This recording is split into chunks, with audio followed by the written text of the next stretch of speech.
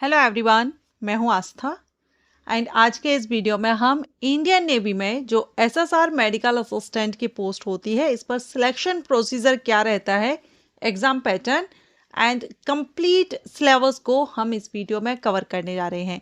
इसके selection procedure को लेकर के जो कैंडिडेट है उनको कन्फ्यूज़न है क्योंकि इसमें एग्ज़ाम दो स्टेजेस में एग्ज़ाम हो रहे हैं, तो बहुत से कैंडिडेट को ये कन्फ्यूज़न है कि दो अलग अलग एग्ज़ाम होंगे या सिंगल एग्जाम हमको देना होगा। ये स्टेज फर्स्ट और स्टेज सेकंड के एग्जामिनेशन को लेकर के आपके जो डाउट है वो इस वीडियो में क्लियर हो जाएंगे।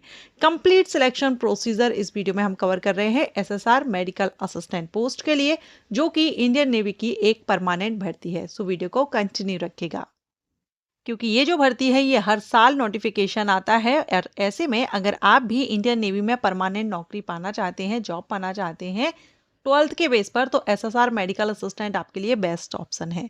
तो चलिए स्टार्ट करते हैं। सबसे पहले तो हम जानेंगे इसका जो सिलेक्शन प्रोसीजर है वो कितने स्टेजेस में होता है।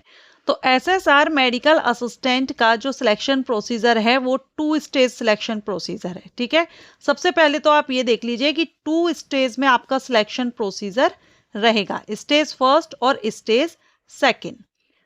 अब स्टेज फर्स्ट क्या है? स्टेज फर्स्ट में आपका INET स्टेज फर्स्ट एग्जाम आपका होता है। INET means Indian Navy entrance test, ये आपका स्टेज फर्स्ट में आ जाता है।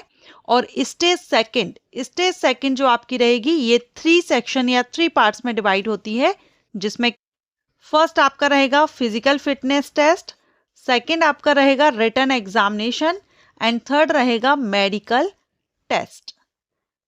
ये आपकी स्टेजेस होती हैं, स्टेज फर्स्ट और स्टेज सेकंड। अब यहाँ पर आप क्लियरली देख सकते हैं स्टेज फर्स्ट में आपका क्या एग्जाम होगा और स्टेज सेकंड में आपको कौन कौन से फेज से गुजरना होगा। अब जो आपका क्वेश्चन है या आपका जो डाउट है कि क्या 2 एग्जाम रिटन एग्जाम इसमें होंगे, हमको दोनों देने होंगे, तो जी हाँ, आपको स्टेज फर्स्ट यानी कि INET एग्जाम भी देना होगा और आपको स्टेज सेकंड का रिटन एग्जाम भी देना होगा। लेकिन जो कैंडिडेट एनसीसी से हैं, एनसीसी सर्टिफिकेट हैं, उनको INET यानी कि स्टेज फर्स्ट का जो CVT एग्जाम है वो नहीं देना होता है। उनको डायरेक्ट स्टेज सेकंड के लिए वो क्वालिफाई हो जाते हैं और उनको सिर्फ एक ही एग्जाम देना होता है, रिटन एग्जाम ओनली एक देना होता है, जो कि स्टेज सेकंड का रहता है। यानी स्टेज फर्स्ट सिर्फ एनसीसी कैंडिडेट के लिए नहीं है, उनका डायरेक्ट स्टेज सेकंड होगा।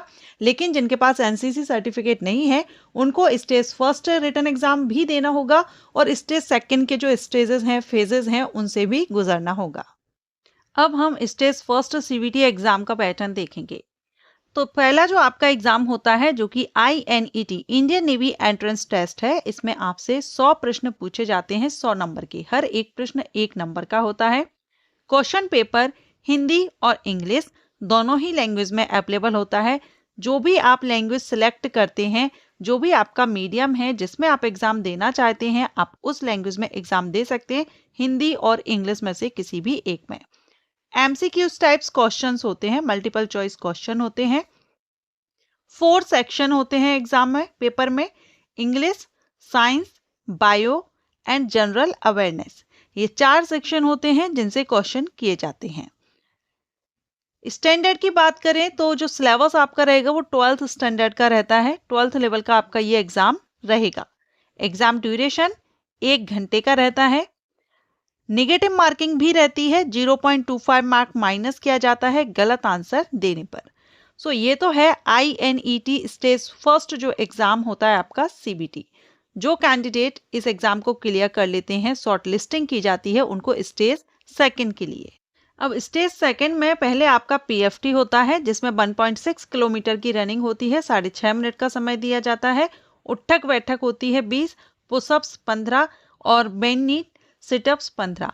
क्योंकि ये वैकेंसी अनरिजर्व्ड मेल कैंडिडेट के लिए होती है, इसलिए फीमेल कैंडिडेट के लिए यहाँ पर ये जो रिक्वायरमेंट है वो नहीं दी गई है। ओके, इसके बाद स्टेज सेकंड का रिटन एग्जामिनेशन होता है, जिसमें पैटर्न की बात करें तो ये जो फर्स्ट रिटन एग्जाम था फर्स्ट स्टेज का, सेम वही पैटर्न होता है, वही सिलेबस रहता है, 12th स्टैंडर्ड का होता है, 100 मार्क्स होते हैं, 100 क्वेश्चन 100 मार्क्स के रहते हैं। नेगेटिव मार्किंग हिंदी इंग्लिश दोनों ही लैंग्वेज में क्वेश्चन पेपर भी होता है। 12th स्टैंडर्ड का एग्जाम आपका रहेगा, सारा सेम होता है, वो सीबीटी होता है, ये ऑफलाइन मोड होगा।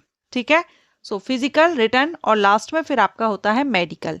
इसके बाद अगर आप सिलेक्ट हो जाते हैं तो ट्रेनिंग के लिए फिर आप जाते हैं। ट्रेनिंग का अलग से मैं वीडियो अपलोड करूंगी।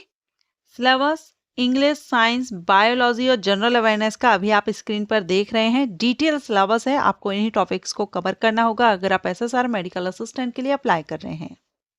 सो आई होप आपको ये इन्फॉर्मेशन अच्छी लगी हो और आपके जो एग्जाम को लेकर के जो डाउट्स थे अगर आपके क्लियर हो गए हैं इस वीडियो में और ये वीडियो आपके लिए हेल्पफुल रहा है तो वीडियो को लाइक कीजिएगा और कमेंट करके जरूर बताइएगा।